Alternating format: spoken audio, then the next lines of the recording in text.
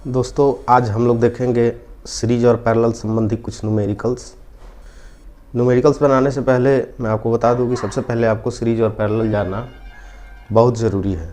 तो इसके लिए मैं दो सर्किट बना करके आपको दिखाता हूं, जिससे पता लगता है कि कौन सा सर्किट सीरीज कहलाता है और कौन सा पैरेलल। सीरीज में सबसे पहले देखिए कि करंट जाने के रास्ते सिर्फ एक ही होते हैं। जैसे ये सर्किट मैं बना रहा हूँ और इधर रेजिस्टेंस लग रहा है, जितना भी रेजिस्टेंस इधर जोड़ते जाइए ये सब रेजिस्टेंस सीरीज में है और यहाँ से हमको सप्लाई देना होता है। चूँकि करंट जाने का जो रास्ता है वो एक ही है, ये जो रास्ता है करंट इसी रास्ते से गुजरेगा और ऐसे जा कर के बैटरी में पुनः वापस आ जाएगा। ठीक है, तो जब भी हम देखेंगे कि करंट जाने का रास्ता एक है, अब इसमें कहीं भी अगर हम एमीटर लगा दें, करंट एमीटर से मापा जाता है, यहाँ लगा दें या यहाँ लगा दें या यहाँ लगा दें या यहाँ लगा दें, मीन्स कहीं भी अगर हम एमीटर लगा देते हैं तो करंट हमारा सेम पढ़ेगा। अगर 2 एम्पियर इसमें प्रवाहित हो रहा है तो यहाँ भी 2 एम्पियर, यहाँ भी 2 एम्पियर, यहाँ भी 2 एम्पियर, यहाँ भी कहीं भी अगर एमीटर लगा देते हैं तो हमको जो करंट है वो सभी जगह एक ही मिलेगा। तो आशा है कि आप सीरीज को समझ गए होंगे। अब हम पैरेलल के बारे में बात करते हैं। जो पैरेलल सर्किट है वो है उसका करंट का रास्ता बट जाता है। तो देखते हैं, मान लीजिए कि ये एक मेरे पास रेजिस्टेंस है, फिर इसके पैरेलल में एक और रेजिस्टेंस है। पैरेलल मीन्स समानांतर क्रम होता है। इसके पैरेलल में एक और रेजिस्टेंस है, मतलब अगर यहाँ से हम सोर्स दे रहे हैं, कोई ये बैटरी है, यहाँ से हम सोर्स दे रहे हैं, पॉजिटिव है, ये निगेटिव है। यहाँ पे जब ये करंट जा रहा है तो ये सोर्स करंट यहाँ पे मिलेगा, लेकिन हमको प्रत्येक रेजिस्टेंस का अगर करंट देखना होगा तो एक यहाँ पे मीटर लगा देंगे, यहाँ पे मीटर लगा देंगे, यहाँ पे मीटर लगा देंगे। तो ये सोर्स करंट जो है, यही करंट इस ब्रांच में बंट जाता है। करंट जाने का रास्ता इधर, यहाँ से आया तो इसमें भी जाएगा, इधर भी आएगा, इधर भी आएगा। यानी करंट जाने के जो रास्ते हैं, अगर वो रास्ता का ब्रांच हो जाए, एक रास्ता ना हो करके कई रास्ते हो जाए, 2 रास्ते हो जाए, 3 हो जाए, 4 हो जाए, 5 हो जाए, तो पता लगता है कि हाँ ये पैरेलल है। और पैरेलल है तो इसमें करंट जो है वो बंट जाएगा और बटा हुआ करंट जो होगा वो सोर्स करंट के बराबर होगा। ठीक है, आशा करते हैं कि पैरेलल को भी आप समझ गए होंगे। तो मान लीजिए कि हमारे पास एक सर्किट है, ये एक रेजिस्टेंस ये लगा है, एक रेजिस्टेंस ये लगा है, एक रेजिस्टेंस ये लगा है। यहां देखा जाए तो यहां एक और रेजिस्टेंस लगा है, इसके ऊपर एक और रेजिस्टेंस लगा है, और यहां पे हमारा जो है वो वोल्टेज सोर्स लगा है। इसको प्लस माइनस, इसको 10 वोल्ट मान लेते। इस क्वेश्चन को हम लोग देखते हैं तो यहाँ से करंट फ्लो कर रहा है, 2 ओम के रेजिस्टेंस में आ रहा है। इसके बाद करंट जो है वो 3 रास्तों में बट जा रहा है और फिर इसके बाद एक ही रास्ता हो जा रहा है।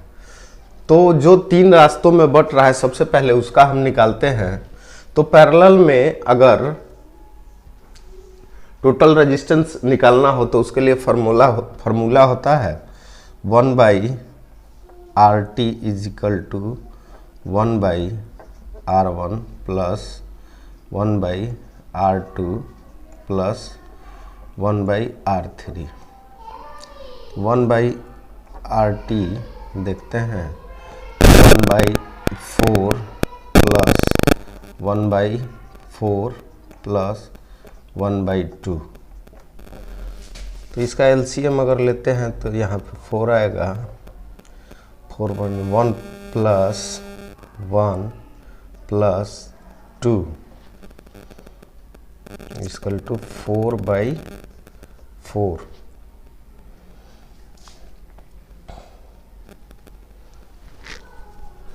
तो अब RT इज इक्वल टू 4/4 1 ओम, यानी इसका इक्विवेलेंट जो है, जो पैरेलल में है उसका इक्विवेलेंट 1 है।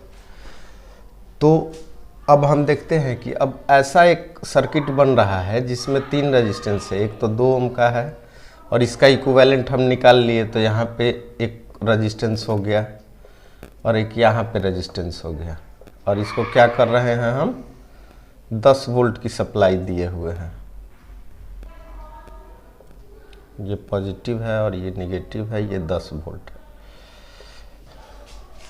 एक का ये 2 मान है, 2 ओम, दूसरे का 1 निकला है इक्विवेलेंट, और तीसरा भी 2 ओम का है। तो अब सीरीज में हम देखते हैं, तो सीरीज का फार्मूला होता है RT is equal to R1 plus R2 plus R3। तो 2 प्लस 1 प्लस 2, अगर इसका इक्विवेलेंट देखा जाए तो 2 1 3 2 5 ओम, यानी टोटल आपका रेजिस्टेंस जो है वो 5 ओम का रेजिस्टेंस है। अब अगर पूछ रहा है कि इस सर्किट में कितना सोर्स करंट होगा, लाइन करंट जिसको बोलते हैं, तो लाइन वोल्टेज बटा टोटल रेजिस्टेंस। लाइन वोल्टेज हमारा कितना है,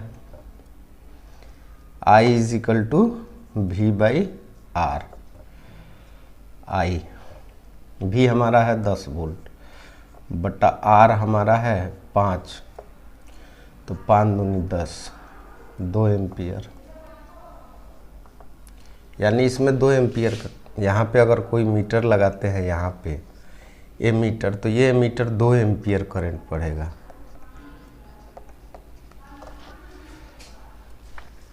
और जहाँ पर हम वोल्टेज, चूँकि हम जानते हैं कि सीरीज में वोल्टेज जो है वो डिवाइड हो जाता है, बढ़ जाता है अकॉर्डिंग टू रेजिस्टेंस।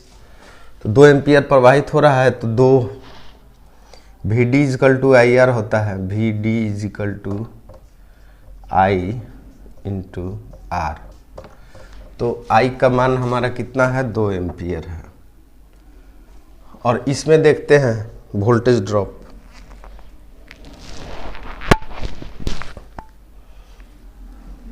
तो 2 इंटू 2 इक्वल टू 4 वोल्ट। फिर इसमें देखते हैं, इसमें चूंकि 1 ओम है इसका इक्विवेलेंट, फिर VD इक्वल टू IR, तो 2 इंटू 1 2 वोल्ट। फिर इसका देखते हैं, इसका तीसरा वोल्टेज ड्रॉप जो है 2 इंटू 2 वोल्ट। सॉरी, इसको अगर जोड़ते हैं 4 2 6 4 10 वोल्ट। यहाँ हमने 10 वोल्ट अप्लाई किया और अकॉर्डिंग टू रेजिस्टेंस हमारा जो 10 वोल्ट है, इसमें 4 वोल्ट, इसमें 2 वोल्ट और इसमें 4 वोल्ट। जितना देते हैं उतना रेजिस्टेंस में बढ़ जाता है। तो यही तरीका है वोल्टेज ड्रॉप निकालने का या सीरीज पैरेलल कॉम्बिनेशन का। ठीक है, नेक्स्ट क्वेश्चन देखते हैं। 100 वोल्ट सोर्स है और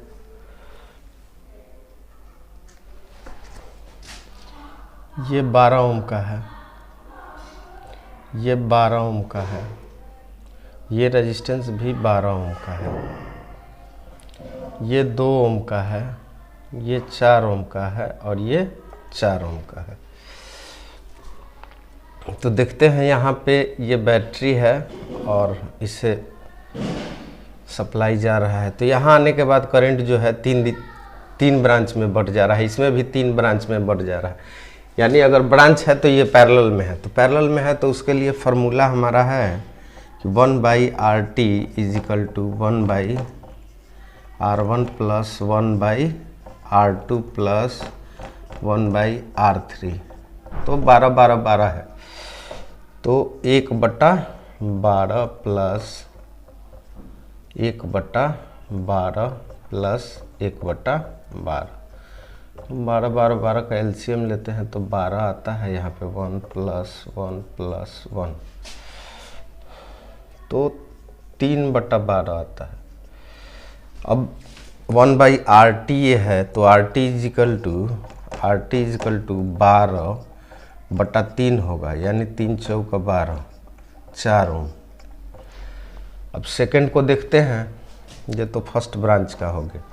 सेकंड ब्रांच को अगर देखते हैं तो 2 4 4 का लगा हुआ है, तो 1/RT is equal to 1/R1 plus 1/R2 plus 1/R3 is equal to 1/2 plus 1/4 1/4 is equal to, इसका एलसीएम अगर लेते हैं तो 4 आता है।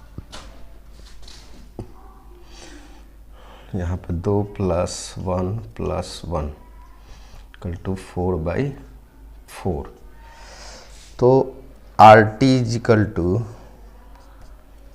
4/4, 1 ओम आता है,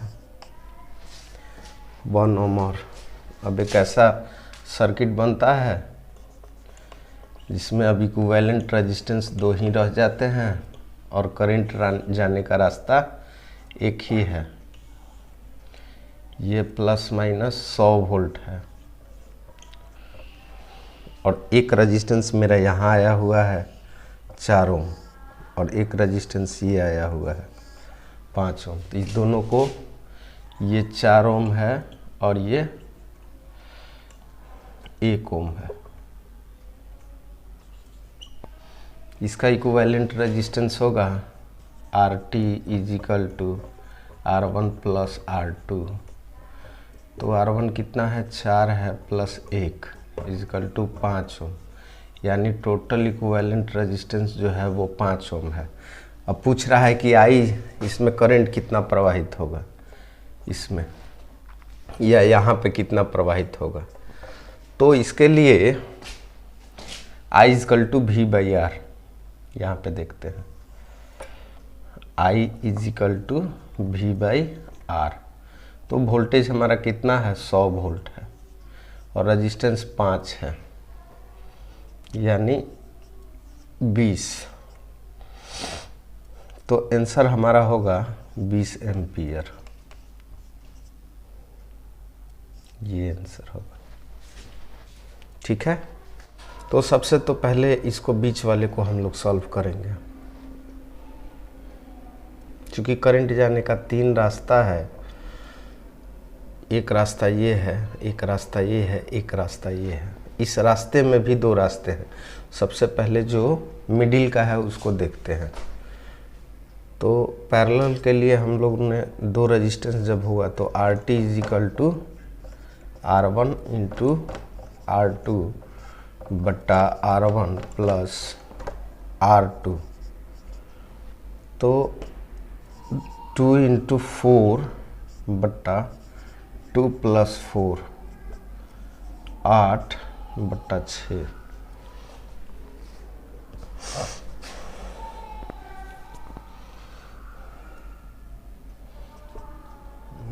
4/3।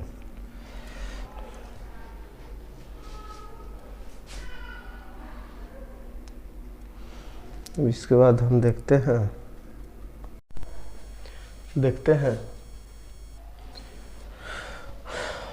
4/3 बीच वाला आया है। अब 1 2 3, 4/3 इसका है, 2 है और 10 है। तो 1/RT is equal to 1/R1 plus 1/R2 plus 1/R3। 1/R1 1/2 plus ये 4/3 प्लस ये 1/10, इसका एलसीएम लेते हैं तो 30 आता है, तो 15 प्लस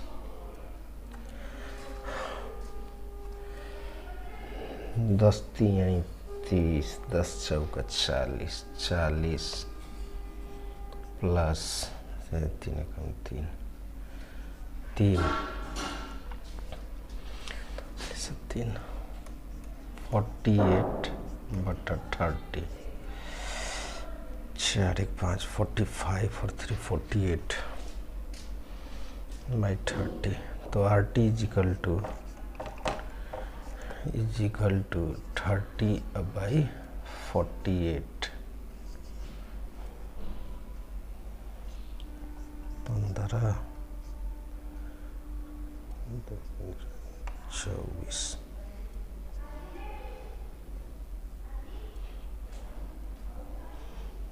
तो RT इजिकल टू 15/24